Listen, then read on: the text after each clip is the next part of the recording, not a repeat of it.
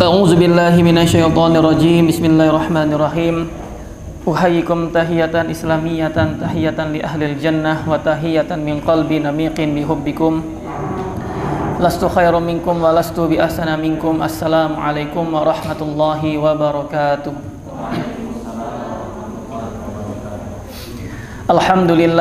Alhamdulillahilladzi wa kafa wassalatu wassalam ala nabiyil mustafa Muhammad ibnu Abdillah wa ala alihi wa sahbihi ahlil wafa. Asyhadu an la ilaha illallah jalla fil ula wa asyhadu anna Muhammadan abduhu wa rasuluhu la nabiyya ba'dah. Wa qala ta'ala fi muhkami tanzil, a'udzu billahi minasyaitonir rajim. Yarfa'illahu allazina amanu minkum wallazina utul ilma darajat. Nawaitu ta'alluma wa ta'lim wa naf'a wal intifa wal ifada wal istifadah wa tamasuk bi kitabillah wa sunnah hadiyin nabi sallallahu alaihi wasallam. Allahumma faqihna fid din waftah lana futuhal arifin. Allahumma anfa'na bima 'allamtana wa 'allimna ma yanfa'una warzuqna uluman tanfa'una fid dini wad dunya wal akhirah. Allahumma ij'alna min ahlil Qur'an. Allahumma arhamna bil Qur'an. Allahumma ij'al lil Qur'an hujjatan lana wa la hujjatan alaina. Allahumma amin. Bersyukur kita kepada Allah Subhanahu wa ta'ala yang telah memberikan kita kesempatan hadir di majelis yang berkah ini, insyaallah, untuk dapat bersama-sama mengkaji salah satu kitab yang sangat penting untuk kita pelajari bersama-sama, yaitu kitab At-Tibyan fi Adabi Hamlatil Quran karangan Al-Imam An-Nawawi rahimahullahu ta'ala. Lalu yang kedua, salawat berangkaikan salam marilah kita hadiahkan buat junjungan Nabi besar Muhammad sallallahu alaihi wasallam dengan bersama-sama mengucapkan Allahumma shalli wa sallim ala sayyidina Muhammad wa ala alihi sayyidina Muhammad. Semoga kita umatnya Nabi sallallahu alaihi wasallam ini kelak akan mendapatkan syafaat dari baginda Nabi sallallahu alaihi wasallam di akhirat kala. Allahumma amin. Insyaallah kita akan lanjutkan lagi pembelajaran kita. Pada pertemuan sebelumnya kita sudah panjang lebar membahas tentang adab seorang muallim terhadap muridnya. Insyaallah kita akan lanjutkan lagi pembahasan yang baru. Insyaallah nuwasil qira'atana bisanadin muttasilil mu'allif rahimahullahu taala. Kita lanjutkan lagi mudarasah kita yang insyaallah sanadnya tersambung kepada penulis Imam An-Nawawi rahimahullahu taala. Wa qala al-mu'allif rahimahullahu ta'ala nafa'ana Allahu bi ulumihi wa ulumina fid dharaini. Allahumma amin. Faslun fi niyati talibil ilmi. Sekarang kita akan membahas fasal yang berkaitan dengan niat murid kita. Jadi fasal ini akan menjelaskan kepada kita sebagai guru bahwasanya kita tidak serta-merta menolak anak didik kita. Kalau seandainya anak didik kita sudah belajar bersama kita, mengaji bersama kita, kita tidak perlu lagi memeriksa bagaimana niatnya itu. Apakah niatnya sahih atau tidak, ini tidak perlu kita periksa. Jadi di sini disebutkan oleh Imam An-Nawawi rahimahullahu taala, wa qala ulama, dan ulama pun telah berkata, wala yamtani' min ta'limi ahadin likaunihi ghairi sahihin niyah.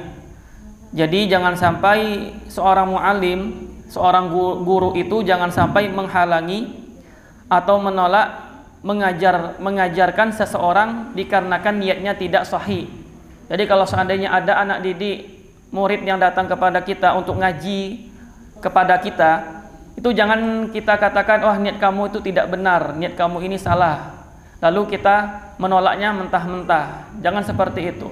Karena sekedar dia datang saja, dia mau mengaji bersama kita, datang ke halaqah kita, datang ke majelis ilmu kita, itu sudah menandakan niat yang mulia. Ya. Jadi jangan sampai dengan zon kita, prasangkaan kita yang tidak baik tadi sehingga kita menolaknya, kita mengusirnya. Jangan seperti itu. Karena urusan niat itu kita kembalikan kepada Allah Subhanahu wa taala.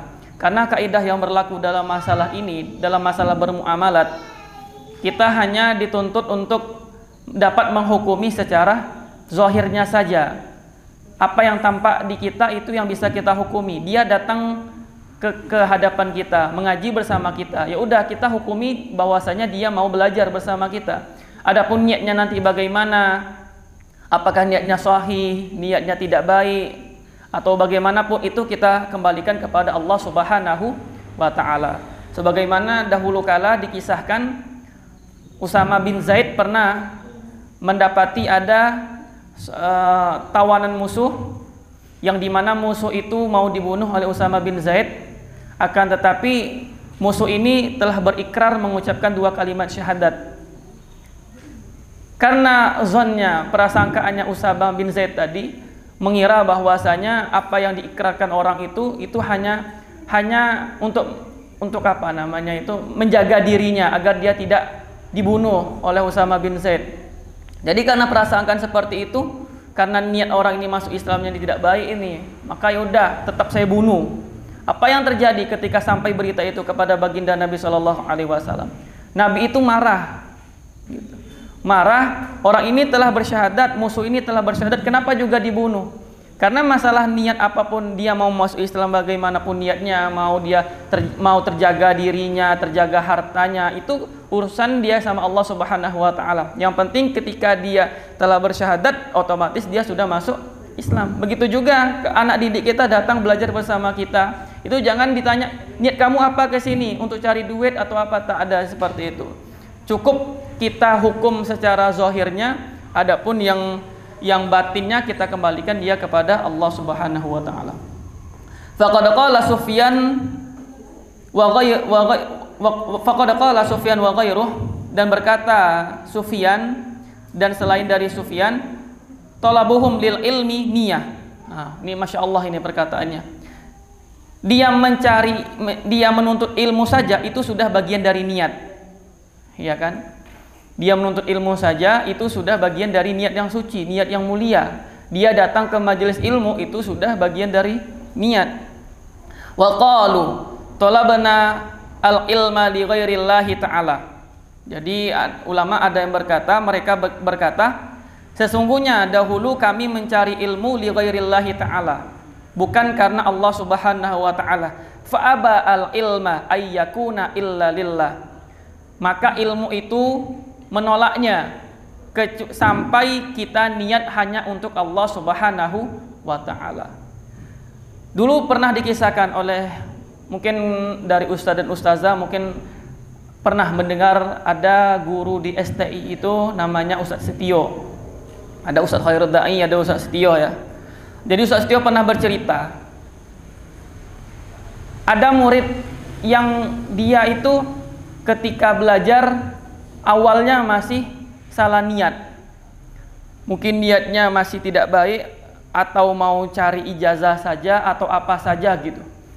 Akan tapi setelah berbulan-bulan lamanya, bertahun-tahun lamanya dia belajar, akhirnya niat yang tadi itu hanya untuk hal yang duniawi saja, akhirnya berubah menjadi lillahi ta'ala, sehingga dia belajar tadi semata-mata mengharapkan ridho dari Allah Subhanahu wa ta'ala. Begitu juga ada dikisahkan oleh guru kami, ada seorang, kita katakanlah dia preman gitu kan ya. Jadi preman ini pernah diajak oleh seorang syekh gitu kan ya, atau seorang guru, diajaknya, yuk kamu ikut saya kemanapun saya berada, kamu ikut dalam majelis tersebut. Tapi preman ini tidak mau. Sampai dibujuk, akhirnya si guru ini bilang, kamu ikut saya kasih kamu uang. Akhirnya ikutlah nih si preman ini tadi kan, orang jahat ini tadi. Akhirnya datang bersama syekh di majelis-majelis ilmu, dari satu tempat ke tempat yang lainnya. Akhirnya sampai uang syekh itu habis. Akhirnya guru itu atau syekh itu bilang kepada si murid ini atau yang orang preman ini tadi, ini uang saya sudah habis ini, jadi terserah kamu. Kamu mau ikut sama saya silakan, tidak pun juga tak masalah. Lalu apa kata preman ini? Tidak, saya sekarang sudah berkomitmen untuk ikut bersamamu dalam majelis ilmu. Bayangkan, yang tadi awalnya tadi karena ada iming-iming duit, ya kan? Akhirnya setelah datang ke majelis ilmu, talaki bersama gurunya, akhirnya yang tadi niatnya duniawi, akhirnya dia mau belajar secara kafah, secara keseluruhan. Jadi gitu juga kita selaku guru. Jadi kalau kita mendapati ada anak-anak didik kita yang mungkin masih salah niat, ya udah biarkan aja dulu. Palingan nanti sudah berbulan-bulan, bertahun-tahun, insya Allah dia akan menjadikan niat belajarnya itu lillahi ta'ala. Wa ma'nahu kana aqibatuhu ansara lillahi ta'ala. Jadi pada akhirnya niat itu berubah karena Allah Subhanahu wa taala. Yang awalnya tadi bukan karena Allah, akhirnya niatnya berubah menjadi karena Allah Subhanahu wa taala. Wa qala al-mu'allif rahimahullahu taala faslun fi adabil muallim. Fasal yang membahas tentang adab-adab guru. Di sini akan dijelaskan bagaimana adabnya guru kepada muridnya dalam mengajar. Wa yasunu yadaihi fi halil iqra anil abas. Ya. Jadi menjaga tangannya ketika mengajar atau ketika muridnya tadi membaca Al-Qur'an di depannya, itu tangannya dijaga dari perbuatan yang abas, yang sia-sia. Artinya ya tidak dimain-mainkan. Muridnya lagi ngaji, dia tangannya lagi seperti ini. Jadi fokus tangannya, udah diam saja. Ini termasuk bagian dari adab muallim. Wa ainaihi an tafriqi nazrihima min ghairi haja. Ya. Dan juga perhatian matanya. Jangan sampai matanya itu malah tertuju ke tempat yang lainnya. Muridnya lagi membaca Al-Qur'an di hadapannya, matanya lagi mandang ke kiri, ke kanan, ke kiri, atau malah main HP, ya kan? Muridnya lagi nyimak Quran nih di depan dia, dia sibuk gini seperti ini kan? Ini termasuk kurang etis dan kurang adab bagi si mu'alim. Min ghairi haja, tanpa ada hajat, kecuali kalau ada yang menghajatkannya untuk memalingkan dirinya, ya ini tidak ada masalah. Wa yaqut ala taharati mustaqbilal qiblati. Jadi duduknya itu posisinya sudah toharo, sudah bersuci dan menghadap kiblat.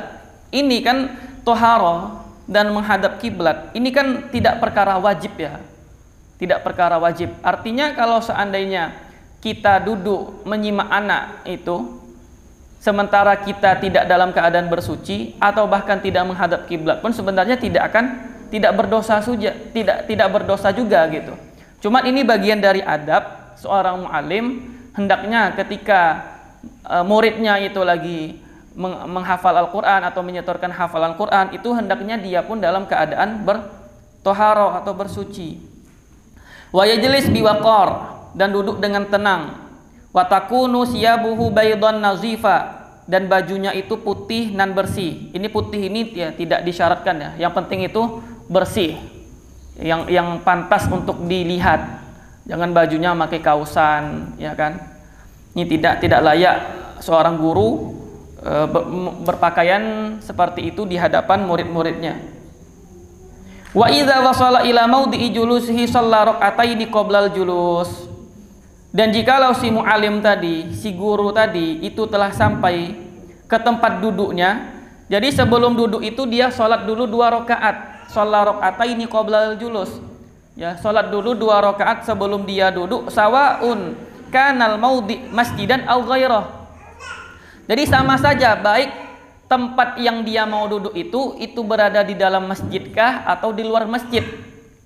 Nah, jadi sebelum dia mau duduk di tempat majelisnya tadi, itu dia dianjurkan dan disunahkan baginya untuk sholat 2 rakaat. Baik tempat tersebut itu berada di dalam masjid, menyimak setoran anak-anak itu tadi di dalam masjid ataupun di luar. Fa in kana masjidan kana akad. Akan tetapi di dalam masjid itu lebih ditekankan. Sunnahnya lebih ditekankan karena ini termasuk dari sholat tahiyatul masjid. Fa innahu yakrahu al-julusa fihi qabla ayyusalliya at-tahiyyah. Nah, karena sesungguhnya dia itu dimakruhkan duduk sebelum dia sholat 2 rakaat, yaitu sholat tahiyatul masjid.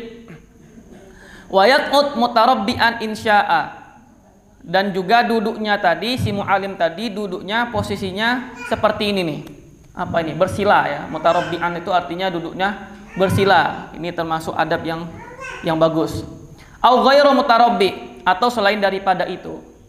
Nanti disebutkan juga di sini, warawa Abu Bakar bin Abi Daud As-Sijistani dan diriwayatkan dari Abu Bakar Ibnu Abi Daud As-Sijistani.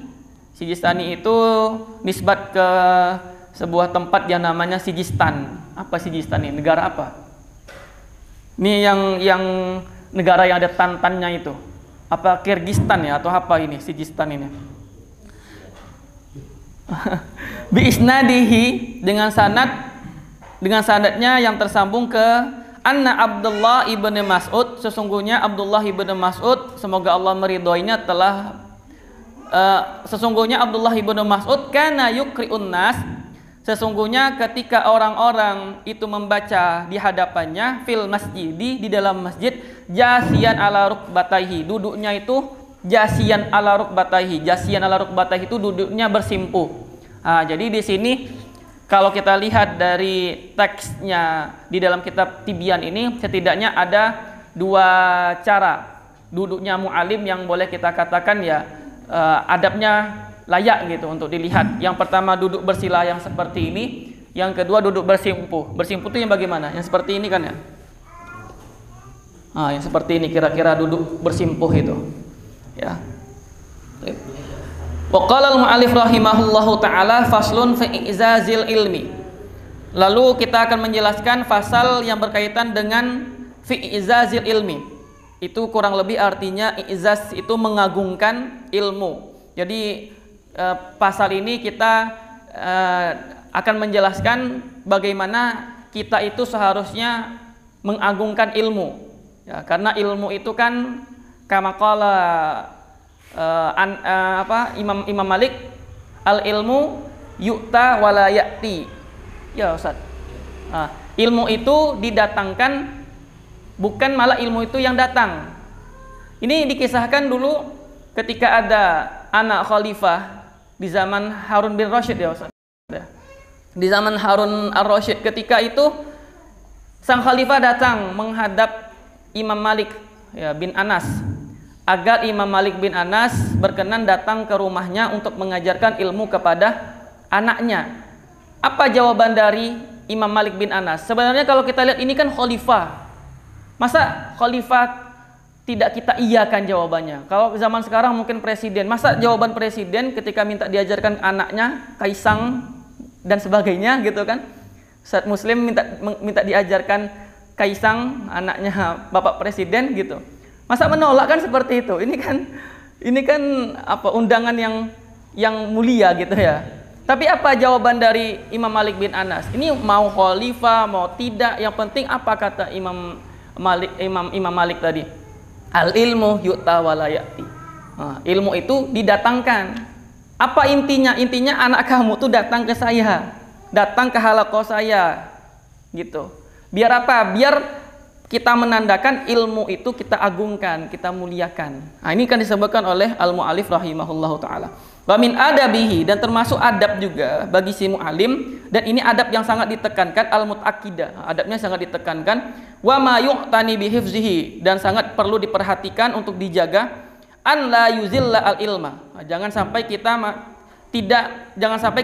an la yuzilla al-ilma.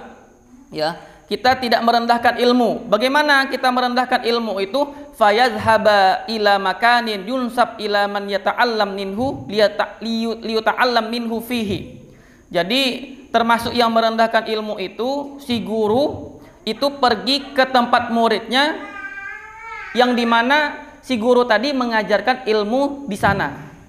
Kayak tadi kan diundang kita untuk belajar di sana, guru itu datang ke tempat tersebut. Ini termasuk bagian dari tidak mengagungkan ilmu. Wa in kana al-muta'allim khalifatan faman dunah. Walaupun si muta'allim tadi, si murid tadi itu baik entah khalifah ataupun tidak, gitu kan. Yang penting haibah kita itu sebagai guru, jangan sampai malah kita merendahkan ilmu. Bal yasun al ilma anzalika, akan tapi kita jaga ilmunya. Kama sonahu as-salaf radhiyallahu anhu, sebagaimana ulama salaf terdahulu, semoga Allah meridhoinya, itu telah menjaga ilmu tadi, mengagungkan ilmu. Wa hikayatuhum fi hadza katsirah masyhurah, dan hikayah mereka sampai detik ini itu telah populer, banyak sekali kisahnya yang populer. Kayak tadi kisah dari Imam Malik rahimahullahu taala. Wa qala al-mu'allif rahimahullahu taala faslun fi tausi'i majlisil ilmi. Nah, pasal ini menjelaskan fi tausi', ya, majelis al-ilmi, meluaskan atau memiliki majelis ilmu yang luas. Itu maksudnya tidak sempit gitu. Majelis ilmunya tadi tidak sempit, orang tidak berdesak-desakan di dalamnya. Wayan bagi ayyakuna majlisuhu wasi'an. Dan siyokianya bagi semua alim tadi mempunyai majelis ilmu yang wasi'an, yang luas. Liyatamakkan julasa'uhu fihi, agar orang-orang tadi bisa memungkinkan baginya untuk duduk di dalamnya. Fafil hadisi anin Nabi sallallahu alaihi wasallam, di dalam hadis disebutkan khairul majalisi awsa'uha, sebaik-baik majelis itu adalah yang paling luas.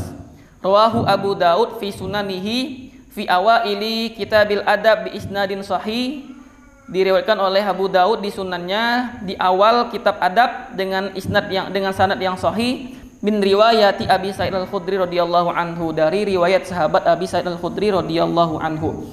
Baik, sekarang kita masuk baru ini fasal tentang si muta'alim, si murid. Tadi kan yang kita jelaskan pertemuan yang sebelumnya sama yang sekarang ini kan membahas tentang fasal adabnya kita selaku guru. Sekarang kita akan menjelaskan fasal adabnya seorang murid. Nah, dan kita kan statusnya juga murid ya. Jadi kalau dulu ada guru kami pernah bilang, seorang kita sebagai tenaga pendidik, guru itu kalau seandainya tidak ada niatan untuk belajar lagi, untuk nambah belajar lagi, atau kalau bahasa kita apa namanya, mengupgrade ilmu, mengupgrade ilmu, menambah ilmu, itu kata beliau bilang lebih baik dia berhenti untuk menjadi guru. Masya Allah, enggak perkataannya ya. Jadi kalau ada seorang guru, tenaga pendidik yang tidak mau belajar lagi katanya, itu lebih baik dia tidak usah menjadi guru, karena guru itu bahkan lebih penting untuk menambah sakofah ilmunya, pengetahuannya. Taib, faslun fi adabil muta'allim, adab tentang adab buat orang yang belajar. Jami'u ma zakarnahu min adabil muallim fi nafsihi adabun lil muta'allim. Jadi yang kita sebutkan tadi, yang sebelumnya tadi, itu yang berkenaan dengan adab muallim, itu juga ada di dalamnya berkenaan dengan adab muta'allim. Artinya yang disebutkan misalnya di adab muallim tadi harus berpakaian rapi, ya kan, berpakaian rapi, menghilangkan bau-bauan, kalau rambutnya panjang dicukur kan seperti itu semuanya juga berlaku di muta'allim. Tapi juga ada sebagian adab mu'alim yang itu khusus buat si mu'alim, dan juga ada adab yang muta'alim khusus buat si muta'alim. Kalau misalnya adab mu'alim yang khusus buat si mu'alim itu, misalnya kayak dia harus menyayangi anak didiknya, berlemah lembut terhadap anak didiknya, ya kan? Yang disebutkan bahwasanya anak didiknya itu diposisikan seperti anak kandungnya yang sudah kita bahas. Ini kan otomatis adabnya sih guru. Ya enggak, menanyakan keadaannya, atau menanyakan mereka ketika gaib, ketika tidak hadir di sekolah. Ini kan semuanya berkenaan dengan adab si guru. Dan juga nanti ada adab yang khusus buat si muta'alim. Wa min adabihi ayyajtaniba al-asbab asyaghila anit tahsil. Dan termasuk adabnya, adab si muta'alim, si murid itu adalah ayyajtaniba al-asbab asyaghila anit tahsil. Masya Allah nih. Jadi si murid tadi itu menjauhi segala sebab-sebab yang dimana menyibukkannya dari belajar. Masya Allah. Karena kenapa? Karena sekarang kan si murid tadi itu kan marhalanya, kedudukannya masih dalam proses belajar. Karena posisinya lagi belajar, maka gunakan waktu tersebut untuk belajar. Jangan sampai dia sudah diberikan kesempatan untuk mengaji, untuk belajar, akan tetapi digunakan dengan atau menyibukkan dirinya selain daripada ilmu. Karena waktu itu kan sangat qasir, waktu itu sangat terbatas. Dengan terbatas ini maka kita gunakan waktu sebaik mungkin tadi untuk belajar. Al waktu kaisaifi in lam yaqtahu qata'aka.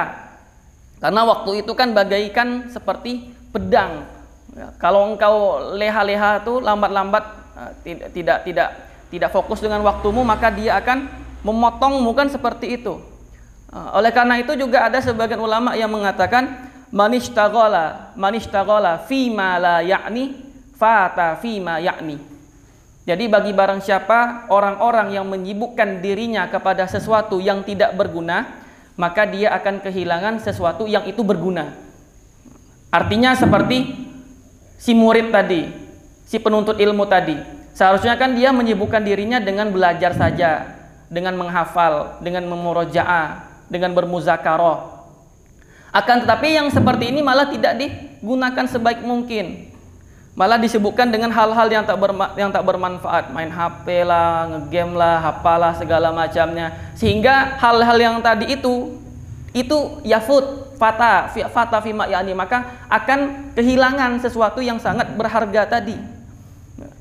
Dengan waktu yang seperti itu yang diberikan kesempatan kita untuk belajar, maka gunakanlah untuk belajar. Al ilmu in a'taitahu kullahu sayu'tika ba'dahu fa in a'taitahu ba'dahu la yu'tika syai'an. Kama qala ulama. Yang namanya ilmu itu kalau kita keluarkan nih kemampuan kita, kesungguhan kita, sesungguh-sungguhnya kita keluarkan, itu ilmu itu hanya memberikan kepada kita separuhnya saja. Bayangkan, kita udah capek-capean, udah murojaah, sahirul layal, begadang, tapi ilmu itu hanya memberikan separuhnya saja. Tetapi kalau kita setengah-setengah dengan ilmu, kadang belajar, kadang tidak, kadang menghafal, kadang tidak, kadang setoran, kadang tidak, kadang murojaah, kadang tidak, lan yu'tika syai'an, ilmu itu tak akan pernah memberikan kepada kita sepeser pun dan sedikit pun. Iya enggak? Apalagi nih kami nasihatkan nih kepada yang masih apa bahasanya? Bujang. Yang masih bujang-bujang, yang belum banyak tanggungan dan tuntutan, maka gunakan waktu tersebut untuk belajar. Ya, gunakan, karena kalau sudah berkeluarga, tanyakan ya kepada ustadz-ustadz yang sudah menikah, tanyakan kepada ustazah-ustazah yang sudah menikah, bagaimana kesibukan setelah berumah tangga, itu kan seperti itu. Juga ada perkataan yang bagus ya. Jadi mari kita gunakan waktu yang sangat singkat ini untuk belajar, untuk menghafal, untuk membaca. Pokoknya waktu kita udah belajar aja lah, tak usah kita pikirkan yang lain dulu. Izakana yu'zika harrul masif wa yabisul kharif wa bardus syita wa yulhika tibu zamanir rabi fa akhzuka lil ilmi kulli mata. Masya Allah, mantap kali perkataannya. Jadi kata ulama bilang, kalau seandainya ada musim panas, kita mengeluh karena panasnya minta ampun. Ketika musim kering, kita pun juga mengeluh. Ketika di musim dingin, wah dingin nih gitu kan, tak lagi belajar. Tahu-taunya ketika di musim semi, kita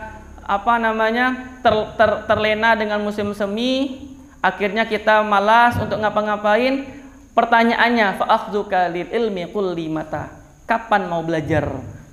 Nah, ya Kak. Sama dengan sekarang nih ya, ketika kita disibukkan dengan mengajar selama 5 bulan, wah masih sibuk Ustadz, ngurusin anak didik, terima setoran dan segala macamnya. Oke lah, kita terima alasan seperti itu. Sekarang waktunya kosong, berarti kan waktu kesempatan kita untuk belajar. Tak juga mau belajar ya. Pertanyaannya, fa akhzuka lil ilmi kulli mata. Kapan mau belajar lagi? Kan seperti itu. Tohib. Wa min adabihi ayyajtaniba al asbab asyaghila anit tahsil, ya. Jadi menjauhkan segala sebab-sebab yang itu menyibukkan dirinya dari belajar. Illa sababan la budda minhu lil hajah, kecuali sebab yang itu yang ada hajatnya, yang diharuskan darinya. Wa yanbaghi ayyutahhira qalbahu minal adnas, dan siyogyanya bagi si muta'alim tadi, si anak didik tadi, itu mensucikan hatinya dari segala macam bentuk kotoran. Ini kotoran di sini adnas. Adnas itu kan boleh kita katakan ya kotoran atau najis, atau kotoran sajalah. Kotoran ini kan ada dua modelnya. Ada yang namanya kotoran kotoran yang hakiki dan ada kotoran yang maknawi. Yang hakiki itu ya kotoran apa aja lah, najis apa saja lah. Misalnya kayak kotoran manusia, kotoran hewan, ya kan, khomar, apalagi bangkai, darah, nanah. Ini kan termasuk yang namanya adanas hakiki. Yang dimaksudkan di sini adalah adanas maknawi. Ya, jadi kita membersihkan kotoran-kotoran yang maknawi. Kalau maknawi itu berarti berkenaan dengan hati kita. Misalnya masih punya sifat dengki, masih punya sifat iri, pendendam.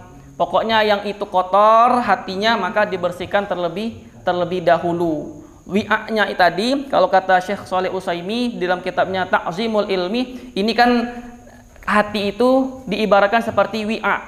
Wi'a itu artinya wadah.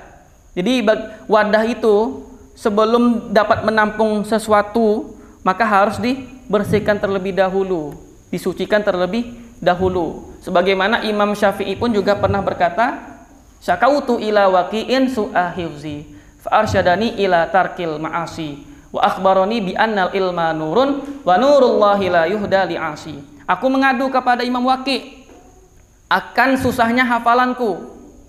Fa arsyadani ila tarkil ma'asi, maka dia memberikan petunjuk kepadaku untuk meninggalkan yang namanya maksiat. Fa akhbarani bi annal ilma nurun, dan dia memberitahukan kepadaku bahwasanya ilmu itu seperti cahaya, wa nurullahi la yuhda li'asi, dan cahayanya Allah itu tidak akan pernah diberikan kepada pelaku maksiat. Nah, jadi sebelum daripada itu, sebelum kita belajar, sebelum kita menghafal Quran, sebelum kita mau memurojaah Quran, itu kita cek hati kita, ini sudah bersih atau belum. Kalau masih banyak maksiatnya, maka bertobat dulu kepada Allah Subhanahu wa taala. Liyasluha liqabulil Quran wa hifzihi wa istismarihi. Kenapa tujuannya kita mensucikan hati tadi? Liyasluha, agar Quran tadi dapat menerima, ya. Wa hifzihi wa istismarihi, dan mudah untuk dihafal dan mudah untuk dipetik buahnya, hasilnya. Faqad shahha an Rasulillah sallallahu alaihi wasallam annahu qala, dan telah sahih hadis dari Nabi sallallahu alaihi wasallam annahu qala, bahwasanya Nabi telah bersabda, Allah bukan Allah ya, Allah inna fil jasadi mudghatan, ketahuilah bahwasanya di dalam jasad itu ada mudghah. Mudghah itu apa artinya? Segumpal darah. Darah atau daging? Darah ya. Segumpal darah.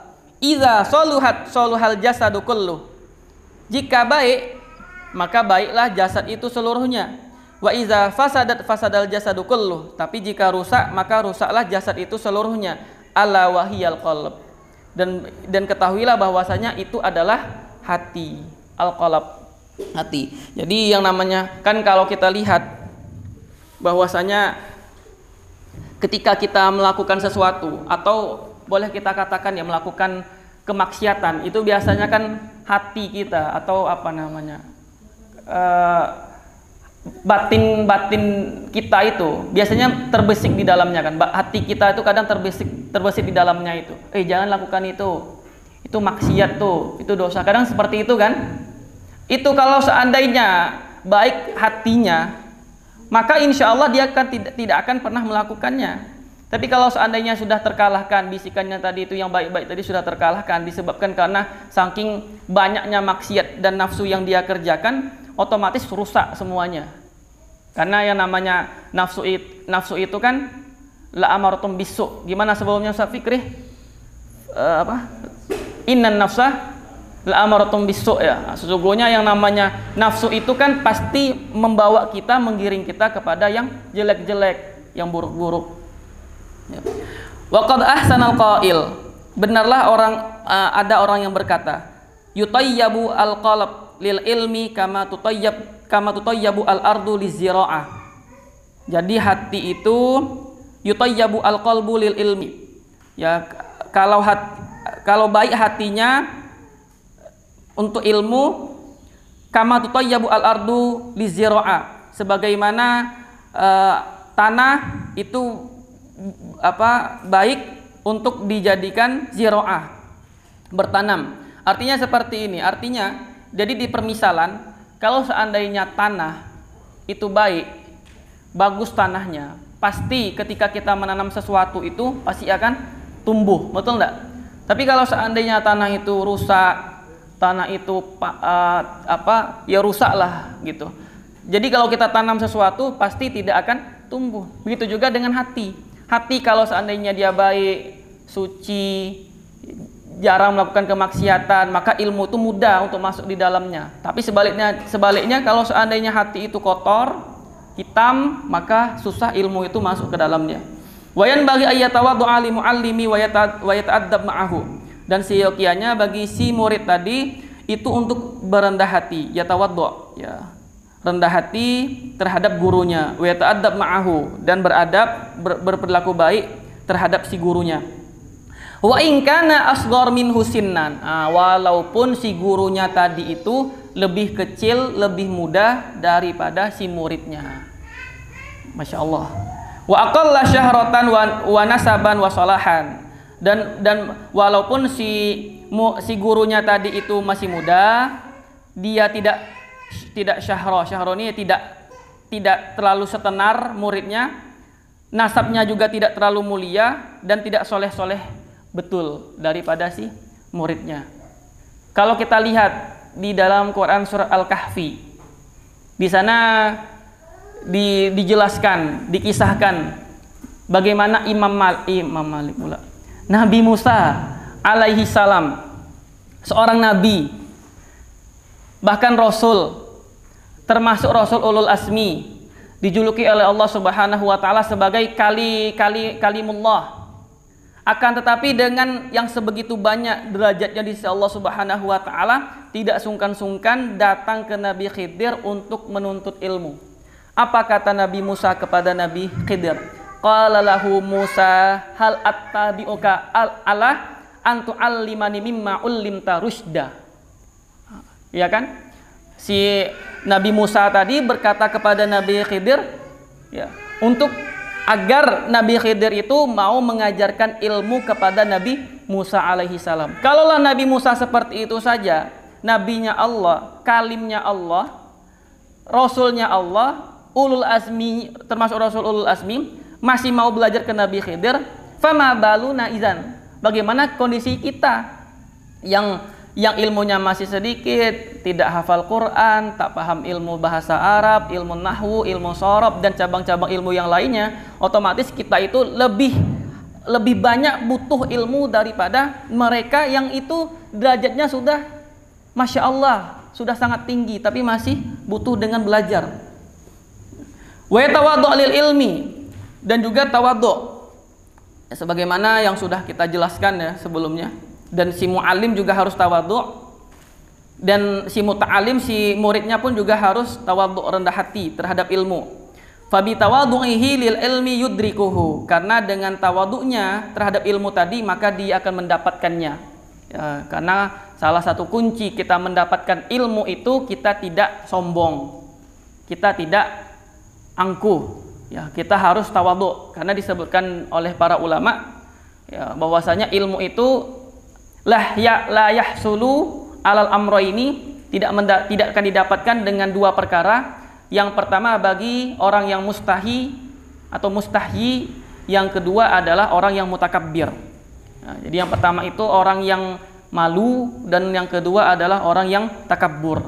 Takabbur itu kan misalnya ada majelis ilmu misalnya, lalu dia bilang apalah halakoh itu, nah, kayak gitu tuh kan termasuk sifat-sifat orang yang sombong, tidak akan pernah dia mendapatkan ilmu. Kalau orang yang malu itu ya malu bertanya, padahal pembahasan itu sangat urgent, akhirnya tak mau bertanya. Biasanya kan ada pertanyaan itu dua kemungkinan kan kalau diam itu kan. Yang pertama memang paham, yang kedua karena tak tahu gitu kan, tak tahu ndak apa yang ditanya. Seperti itu ya. Banyak, coba kalau kita lihat ya bagaimana para sahabat dahulu itu, mereka itu kalau seandainya malu itu mungkin sampai detik ini kita mungkin tidak akan mengetahui ilmu tersebut, karena sahabat itu termasuk orang-orang yang semangat dalam belajar, semangat dalam menuntut ilmu, semangat untuk bertanya kepada Rasulullah Sallallahu Alaihi Wasallam. Dulu dikisahkan Ada sahabat perempuan, sahabiat, datang ke Rasulullah. Tahu enggak apa pertanyaannya? Ini pertanyaannya agak sedikit sensitif. Kalau pertanyaan ini tidak ditanya oleh si perempuan ini tadi, sahabat perempuan ini otomatis sampai sekarang para suami, para ayah tidak akan bisa menyimpulkan hukum tersebut. Apa yang ditanya? Yaitu kalau seandainya perempuan itu keluar mani, apa hukumnya? Laki-laki keluar mani kan jelas, mandi nanti setelah itu. Kalau perempuan bagaimana? Mandi tidak? Inilah yang ditanyakan oleh sahabiat kepada baginda Nabi Shallallahu Alaihi Wasallam. Ya Rasulullah, halim roatin antagtasila in roatil ma. Ya Rasulullah, apakah si perempuan tadi wajib bagi sebelum daripada itu si sahabat tadi bilang, innallaha la yastahyi minal haqqi.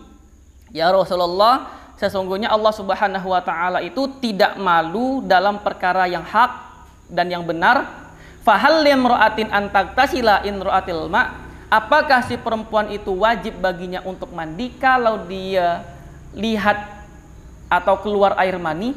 Apa jawaban dari Rasulullah sallallahu alaihi wasallam? Na'am in ra'atil ma. Iya, mandi kalau si perempuan tadi itu keluar mani. Kalau seandainya nih sahabat tadi malu-malu kucing, tanda bertanya kepada Rasulullah. Mungkin kalau ada anak gadis bertanya kepada bapaknya, istri tanya kepada suaminya, ini apa hukumnya bi? Tak tahu saya, la adri kan? Tak tahu saya deh. Macam mana tuh? Kan? Jadi jangan malu ya, jangan malu dan jangan takabur juga, karena ini termasuk hal-hal yang menghalangi seseorang untuk mendapatkan ilmu. Wa qad qalu, dan telah dikatakan, al ilmu, ini bagus nih, syairnya bagus. Al ilmu harbun lil fata al muta'ali kasaili harbun lil makani al ali. Ilmu itu adalah harbun lil fata al muta'ali. Ilmu itu bertolak belakang bagi seorang pemuda yang sombong. Seperti air yang mengalir itu bertolak belakang dengan tempat yang tinggi. Kan yang namanya air mengalir itu kan otomatis dari atas ke bawah kan, seperti ini ke tempat yang munkhafid, ke tempat yang rendah. Bisa enggak air itu mengalir ke tempat yang atas, naik ke atas? Mana bisa? Ada di dunia nih kayak gitu? Tak ada. Begitu juga dengan yang namanya ilmu. Kalau dia sombong, maka dengan kesombongan tadi itu menjadi bumerang baginya untuk mendapatkan yang namanya ilmu. Sebagaimana juga yang sudah kita jelaskan bahwasanya orang sombong itu seperti apa kemarin? Sombong itu seperti kaddukhani ya'lu bi nafsihi ala safahatil jawi wa huwa wadi'un. Bahwasanya orang sombong itu kan seperti asap. Seperti asap terbang tinggi ke atas, nanti setelah terbang tinggi ke atas, tahu-taunya hilang. Gitu. Jadi orang sombong itu kan merasa di awalnya saya paling mantap di dunia ini. Saya paling sunnah di muka bumi ini. Yang lain tak betul. Nah, ini kan termasuk orang-orang sombong. Tapi sebenarnya ilmunya tak ada. Ilmunya kosong. Beda sama orang tawaduk. Orang tawaduk tuh nampaknya covernya itu kayak orang tak berilmu. Kayak orang bertidak aja. Tapi rupanya ketika ditanya, kamu khutbah Jumat ya, malu-malu. Tahu-taunya ketika khutbah seperti Kiai Haji Zainuddin MZ. Kan? Ya, tawaduk takunkan najmi laha linazirin. Ala safahatil ma'i wa huwa rafi'un. Tawaduk itu seperti bintang, tinggi di atas sana. Ketika ditengok di permukaan air nampaknya rendah, mau diambil kayaknya bisa nih. Tahu-taunya dia tinggi tak bisa dicapai. Begitu juga orang yang tawaduk. Masya Allah.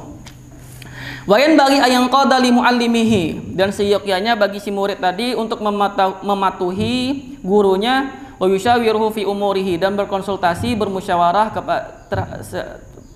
terhadap perkara-perkara. Wa yaqbal qaulahu, dan menerima segala wejangan dari gurunya, perkataan gurunya diterima, yang baik-baik diterima. Kecuali kalau dia nyuruh merokok, jangan diambil. Iya, diambil tak kan? Kal maridi al aqil, seperti si pasien. Yaqbal qaulat tabib, ya, dia menerima perkataan tabib, an-nasi al-hazik, yang tulus menasihatinya.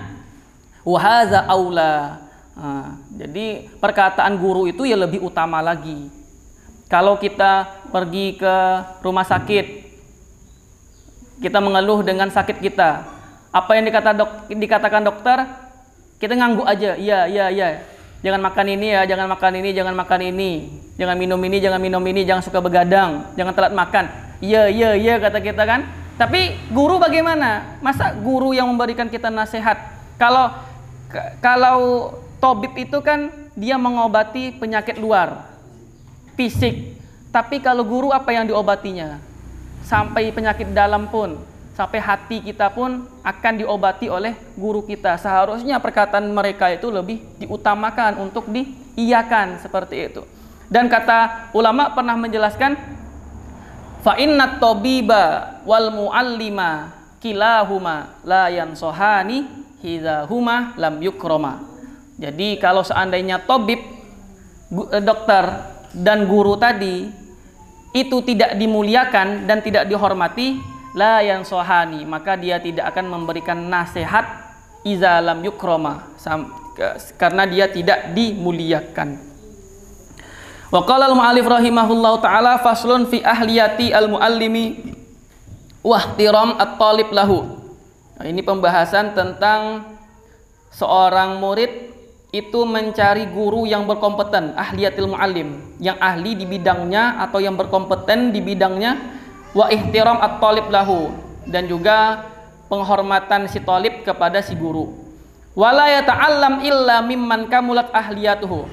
Jadi si murid tadi jangan belajar kepada si guru kecuali si guru tadi itu kamulat ahliyatuhu, sempurna keahliannya, memang berkompeten, mempunyai kapasitas ya bahasanya, capability, berkompeten di bidang yang dia ajarkan.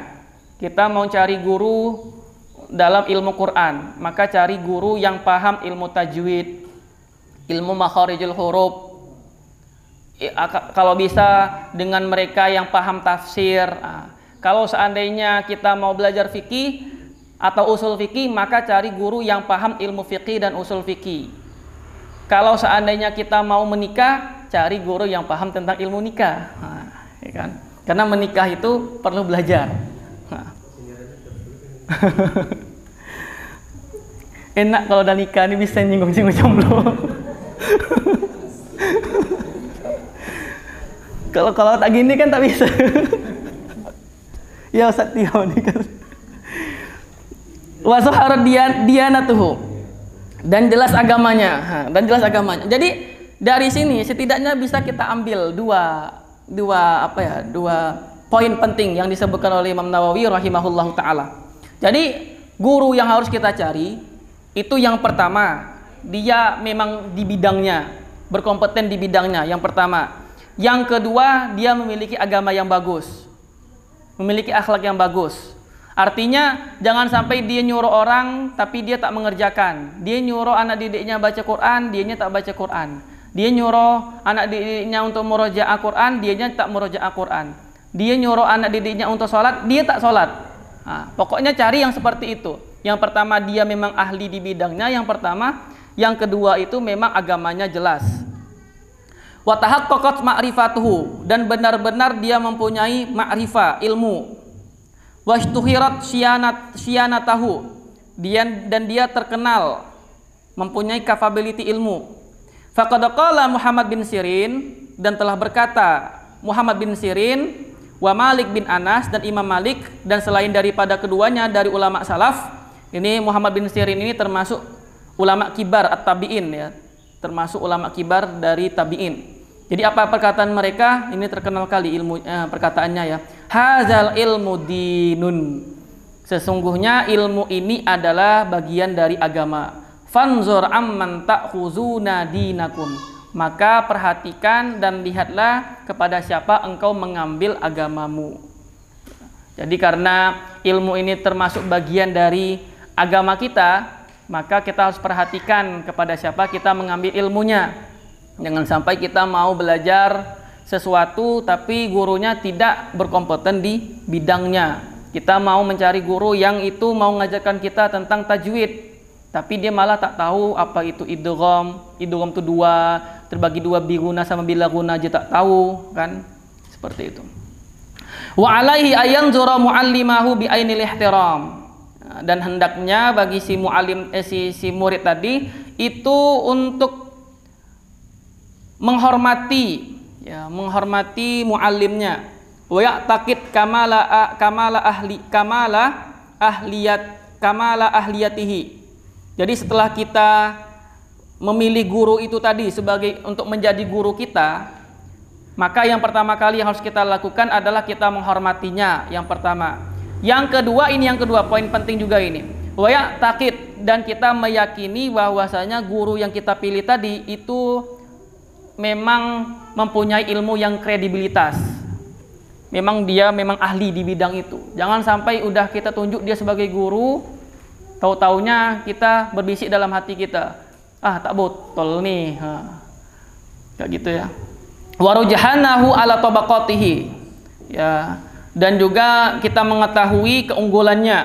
Fa innahu aqrab ila intifa'ihi bihi. Karena dengan itu tadi, yang tadi kita menghormatinya, meyakini kredibilitasnya, mengetahui keunggulannya, meyakini keunggulannya, maka itu akan mudah bagi kita untuk mengambil kemanfaatannya. Wa kana ba'dul mutaqaddimina, ini Masya Allah ini mungkin bisa kita praktekkan dalam kehidupan kita. Ulama-ulama salaf itu memang betul lah kata Nabi SAW, khairul qarni summa yalunahum itu. Sebaik-baiknya masa adalah masaku, terus masa setelahnya, lalu masa setelahnya. Artinya masa-masa salaf itu memang masa, kalau boleh kita katakan ya, generasi emas lah. Coba lihat bagaimana mereka itu ya. Wa kana ba'dul mutaqaddimin itu ulama-ulama salaf. Iza zahaba ila muallimihi, kalau mereka mau pergi ke tempat gurunya, tasaddaqa bisya'in, maka sebelumnya mereka itu berinfak, bersedekah terlebih dahulu. Wa qala, dan mereka berkata, Allahumma astur aiba muallimi anni, ya Allah ya Tuhanku, tutuplah aib guruku di hadapanku, wala tuzhib barokata ilmihi anni, dan jangan sampai hilang keberkahan ilmunya dariku. Masya Allah. Sebelum pergi ke tempat guru, dia bersedekah dulu, lalu dia berdoa seperti ini, dengan harapan apa yang di dalam gurunya tadi, kejelekan dalam gurunya itu ditutupi aibnya. Karena kan kalau ditampakkan aib gurunya kan nanti si muridnya otomatis akan menghindari, akan ngelak, apa guru ini seperti ini, kan seperti itu. Ada enggak tadi yang bersedekah tadi nih? Nitip duit. Canda aja ya. Mungkin bisa kita praktekkan dengan guru-guru yang itu sudah berkompeten. Kalau kami ini kan masih tolib, kita sama-sama tolib di sini. Wa qala Rabi' sahibu Syafi'i, dan telah berkata Rabi', sahib di sini bukan artinya teman ya. Karena kalau kita lihat kebanyakan di kitab-kitab turos, kata sahibu Syafi'i misalnya, itu bisa jadi artinya adalah temannya. Bukan temannya sih, muridnya, tilmidnya. Karena Rabi itu termasuk muridnya dari Imam Syafi'i. Karena Imam Syafi'i itu kan dia punya dua sekolah besar, dua madrasah besar. Pertama ada madrasah di Irak, yang kedua ada madrasah di Mesir. Kalau di Irak itulah yang kita sebut dengan mazhab qadim. Mazhab qadimnya beliau. Kalau yang di Mesir itu adalah mazhab jadidnya. Yang qadim itu murid-muridnya ya seperti Ahmad bin Hambal. Nah, itu termasuk muridnya dari Imam Syafi'i. Jadi ketika beliau rihlah menuju ke Mesir mengajarkan ilmunya, lalu di sana ada murid-muridnya, murid yang terkenal salah satunya Imam Rabi. Ada Imam Rabi, ada Imam Al-Muzani, satu lagi kalau tidak salah ada Imam Al-Buwaiti kalau tidak salah ya. Jadi berkata Imam Rabi, muridnya Imam Syafi'i rahimahumallahu ta'ala, majtara'tu an ashroba al-ma'a, aku tidak berani untuk minum air, wasyafi'i yanzur ilayya haibatan lahu, sementara Imam Syafi'i melihatku karena aku segan padanya. Masya Allah, sangkingkan ihtiramnya murid kepada guru. Kalau seorang guru tadi ngelihat dia, maka dia itu untuk minum saja sangat segan, tidak mau minum, kecuali gurunya kalau sudah berpaling darinya baru dia minum. Wa rawaina an Amiril Mukminin Ali bin Abi Thalib radhiyallahu anhu, dan telah diriwayatkan kepada kami dari Amir Mukminin Ali bin Abi Thalib, semoga Allah meridhoinya, telah berkata, min haqqi al-alim. Di sana al-alim tulisannya al-alim. Al-alim di sini maksudnya al-muallim. Ya, maksudnya al-muallim. Jadi haknya si muallim atas kamu ini kembali ke murid. Ya, jadi haknya si muallim atas kamu itu adalah antusallima 'alan nasi amatan. Engkau salam kepada orang-orang itu secara umum. Wa takhussahu dunahum bittahiyyati. Dan engkau mengkhususkan menyambut salam itu kepada gurumu. Jadi artinya ketika misalnya ada orang-orang dan di sana ada gurumu, maka pertama kali kamu salam kepada orang-orang secara umum, nanti setelah selesai kamu memberikan tahiyah yang khusus kepada gurumu. Ini termasuk haknya muallim atas si murid. Wa anta jalisa amamahu, dan engkau duduk di depannya, di hadapannya. Wala tusyiranna indahu biyadika, dan jangan engkau menunjuk tanganmu di sisinya. Jadi ketika kita berada di majelis bersama masyayikh kita, bersama guru kita, jangan sampai tangan kita seperti ini, nunjuk seperti ini. Nah, ini termasuk kurang etis dan adab. Wala taghmizanna bi ainaika, dan jangan engkau mengedipkan matamu di sisinya, main-main mata gitu kan. Wala taqulanna qala fulan khilafan liqauli, dan jangan engkau berkata di hadapannya qala fulan khilafan liqaulihi. Si fulan tadi itu berkata tapi berkebalikan dengan apa yang ia katakan. Jadi maksudnya itu ini guru, ini murid. Murid ini jangan sampai mengatakan hal yang demikian. Tadi ustadz itu si fulan ada yang berkata tapi tidak sesuai dengan apa yang ia katakan. Nah, itu maksudnya. Wala tagtabanna indau ahadan, dan jangan engkau menggunjing seseorang di sisinya. Wala tusarir fi majlisihi, dan jangan engkau berbisik-bisik ketika berada di dalam majelisnya. Berbisik-bisik. Ini kata Syekh Aiman As-Suwaid, yang dimaksudkan la tusarir fi majlisihi, berbisik-bisik dalam majelisnya, intinya apapun segala pekerjaan yang memalingkan engkau dari guru, maka itu termasuk perbuatan tercela. Nah, kalau ini disebutkan la tusarir, jangan berbisik-bisik, berarti kan jangan ngobrol, jangan berbisik-bisik, atau mungkin sekarang itu jangan ngotak-ngatik HP, nah, misalnya. Ini termasuk kurang etis ketika dalam majelis. Wala tahud bisaubihi idza qoma. Nah, jangan engkau menarik bajunya jika dia berdiri. Ini enggak paham apa maksudnya ya. Ada gitu narik. Mungkin zaman dulu ada ya, kurang tahu nih. Wala tuliha alaihi idza kasala, dan juga jangan tuliha alaihi itu ya, jangan engkau mendesaknya jika gurumu tuh lagi kasala, lagi tidak mau, lagi malas. Artinya itu kalau kita nampak guru kita lagi malas, lagi tidak mau melakukan apa-apa, jangan kita mendesaknya untuk belajar sama dia. Gitu maksudnya. Jangan kita mendesak-desak dia untuk menyetor di hadapannya. Kita lihat ini gimana keadaannya. Nanti akan disebutkan keadaan-keadaan guru itu yang tidak boleh kita belajar di depannya. Karena kan yang namanya guru kan juga manusia biasa. Kadang sedih, kadang bahagia, kadang senang. Jadi hal yang seperti ini pun perlu kita perhatikan. Wala tu'rid ay la tashba' min tuli suhbatihi. Ini perlu juga nih, udah perhatikan ya. Jadi katanya la tu'rid ay la tashba'. Itu maksudnya ya jangan bosan. Jangan bosan min tuli suhbatihi, karena lama waktunya belajar. Karena lama waktunya belajar. Kayak kita sekarang kan agak lama nih. Jadi jangan bosan. Semangat selalu insyaallah. Wa in bagi ayat ta'addab bihadhil khisal, dan seyogyanya bagi si murid tadi untuk yata'addab, untuk mempraktikkan adab yang telah disebutkan. Arsyada ilaiha Aliyun karamallahu wajha, yang telah disebutkan oleh Imam Ali bin Abi Thalib. Wa ayyarudda ghaibata syaikhihi in qadara. Ayyarudda itu ya ditanyakan ketika syekh kita atau guru kita itu tidak hadir, ketika hari itu ditanyakan in qadara, jika memungkinkan.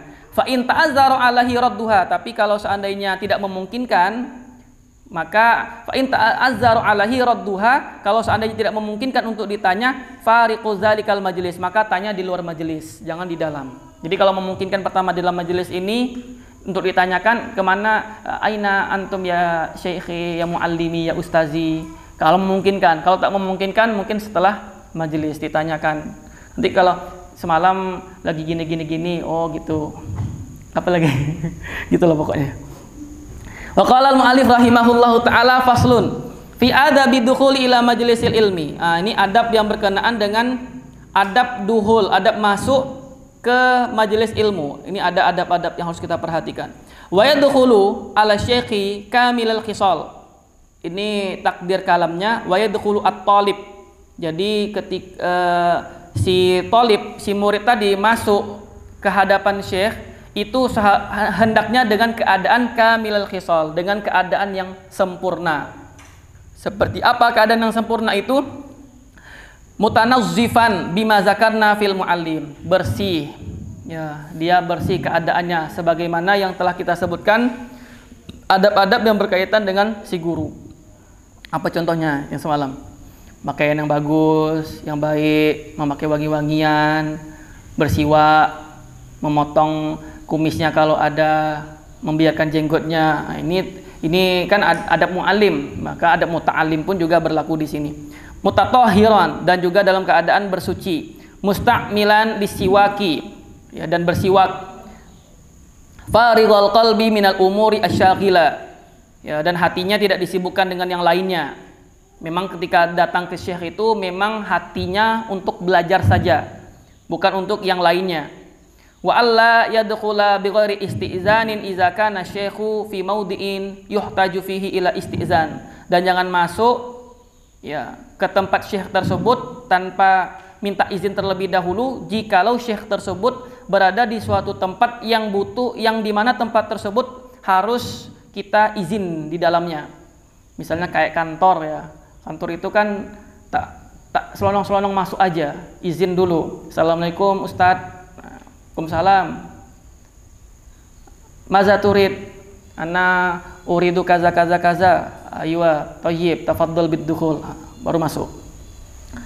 Wa ayyusallima 'alal hadirina idza dakhala. Lalu si murid tadi itu mengucapkan salam kepada orang-orang yang hadir jika dia masuk. Wa yahussahu, dan mengkhususkan salam kepada si gurunya.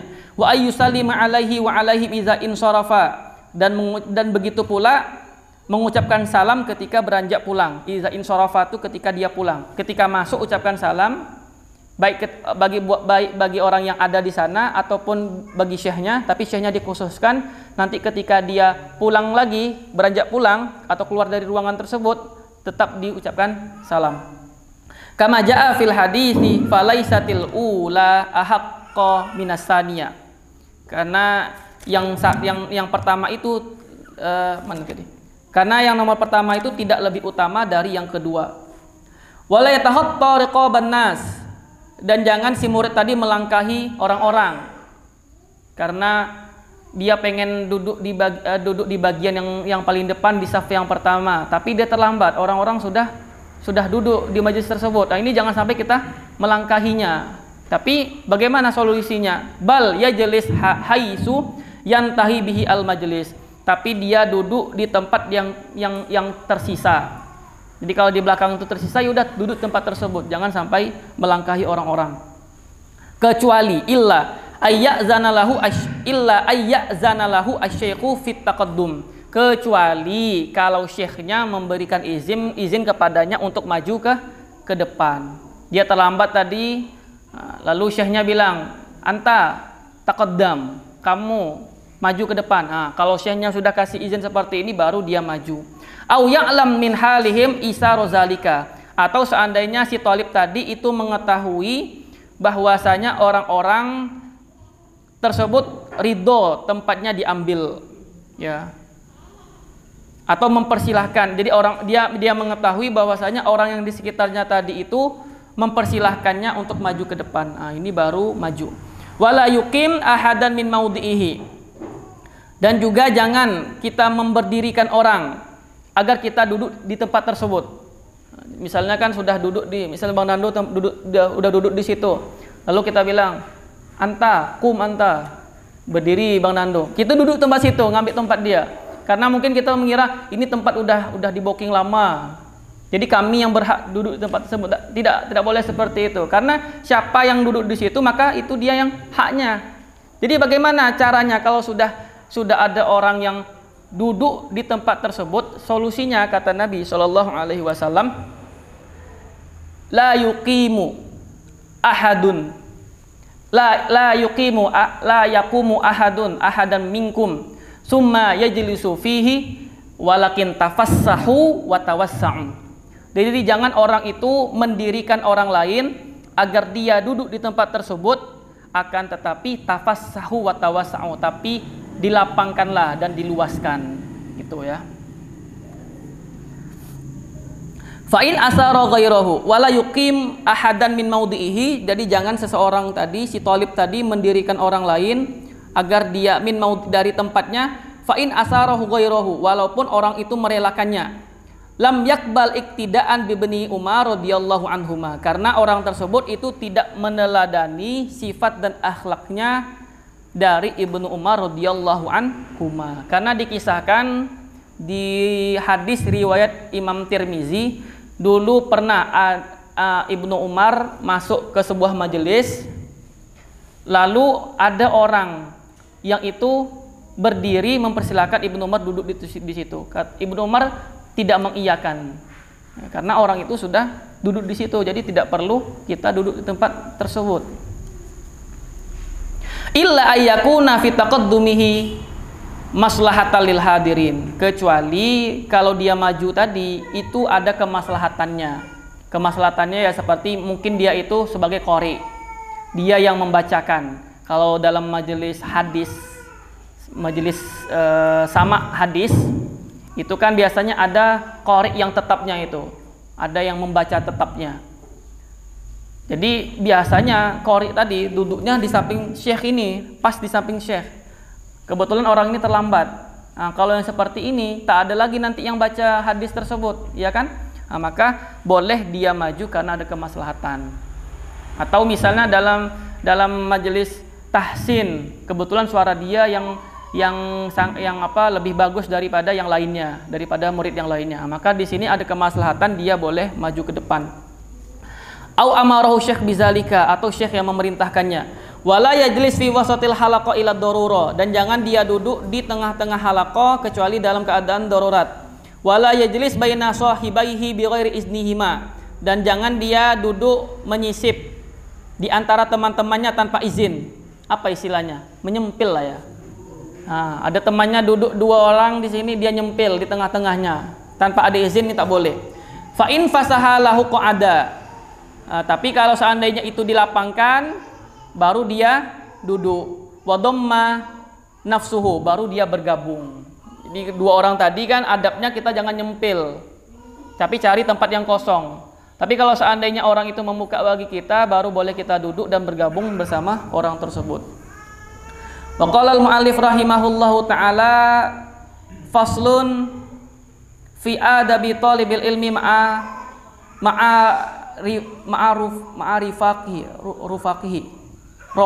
ma'arufaqihi. Jadi adabnya penuntut ilmu bersama dengan temannya. Wayan bagi ayat adaba aidan ma'arifqatihi wa hadiri majlis syekhi. Jadi seyogyanya bagi si murid itu untuk beradab, berperilaku baik bersama kawan-kawannya atau bersama orang yang hadir di tempat majelisnya syekh. Fa inna zalika ta'addubun ma'asyekh, karena hal yang seperti itu termasuk adab dengan syekh. Jadi kita tidak hanya memperhatikan adab kita dengan syekh, tapi juga yang perlu kita perhatikan adab kita sesama teman dan juga adab kita dengan orang yang hadir. Itu termasuk bagian kita beradab dengan syekh kita. Fa inna zalika ta'addubun ma'asyekh wa siyanatun li majlisihi, ya, karena hal yang demikian tadi demi menjaga majelisnya. Wa yaqudu baina yaday syekh qi'datal muta'allimin, dan duduknya tadi di hadapan syekh itu duduknya sebagai murid. Duduk sebagai murid itu yang bagaimana? Yang sopan gitu kan, seperti duduk bersila seperti ini, atau tadi duduk bersimpuh. Tapi kalau duduk yang gini kan, ini Bagaimana tuh lihatnya kan? Laki datal muallimi, tidak duduknya muallim. Kalau kami tafsirkan ya dari perkataan seperti perkataan Imam Nawawi, jangan engkau duduk di hadapan syekh tadi, guru kamu itu sebagai duduknya murid, bukan duduknya sebagai muallim. Kalau kita lihat dulu, di zaman dulu, bahwasanya yang namanya majelis ilmu atau halaqah ilmu itu kan duduknya ya seperti kita sekarang ini, duduknya lesehan ya, dan guru itu lebih tinggi sedikit daripada si muridnya. Itu kalau kita lihat sebenarnya filosofinya untuk apa, itu biar kita memposisikan guru kita itu lebih tinggi daripada kita sebagai murid. Itu kalau kita lihat di dulu-dulu ya, entah di ribat, kalau di Arab itu kan ada namanya ribat. Kalau kita ya pondok lah bahasanya. Ribat, pondok, kholwah, kalau di Sudan tuh namanya kholwat, atau misalnya kutab. Mungkin sampai sekarang masih ada yang mempertahankan tradisi seperti itu, bahwasanya murid itu duduknya lebih rendah daripada guru. Tapi ketika sudah mulai muncul lembaga-lembaga pendidikan yang itu terstruktur itu kan ya, jenjang pendidikannya mulai dari TK, SD, SMP, SMA, kuliah, dulu bangku kuliah, itu baru dimasukkan namanya kursi-kursi, meja-meja, sehingga terkadang duduknya murid itu lebih sama dengan si guru, sehingga terkadang rasa tawaduknya murid itu sudah mulai hilang. Rasa adab sopan murid itu sudah mulai hilang di hadapan syekhnya. Walaupun kita tidak mengatakan ini secara umum, tapi ada sebagian yang seperti itu. Makanya ada nanti kami cari perkataan bagus, insya Allah nanti di sesi yang kedua saja ada perkataan bagus terkait dengan masalah ini. Setidaknya kita bisalah mempertahankan tradisi seperti ini. Kalau boleh jujur, mana yang lebih bagus, kami sukanya ya duduk lesehan aja muridnya, kita yang lebih tinggi daripada si muridnya. Wala yarfa sautahu raf'an balighan min ghairi haja, dan juga jangan ngangkat suaranya tanpa ada hajat, keperluan. Wala yathaq, dan jangan ketawa. Wala yaksur al kalam min ghairi haja, dan jangan memperbanyak perkataan tanpa dibutuhkan. Wala ya'bas biyadihi, dan jangan main-main tangannya ketika di hadapan syekh, jangan dimain-main tangannya. Wala bi ghairiha, dan selain daripadanya. Wala yaltafit yaminan wala shimalan min ghairi haja, dan jangan menoleh ke kanan ke kiri tanpa dibutuhkan. Artinya ketika guru menerangkan itu jangan kepalanya noleh ke sebelah kanan atau ke sebelah kiri. Ini termasuk ghairul laik, yang tidak pantas. Bal yakunu mutawajjihan ila syekhi musriyan ila kalamihi, akan tetapi itu arah pandangannya si murid tadi itu fokus menghadap ke syekhnya ketika syekhnya lagi berbicara. Mungkin sampai di sini sesi pertama kita untuk pertemuan ini. Wallahu taala alam. Aku qouli hadza wastaghfirullah li wa lakum. Wabillahi taufiq wal hidayah. Wassalamualaikum warahmatullahi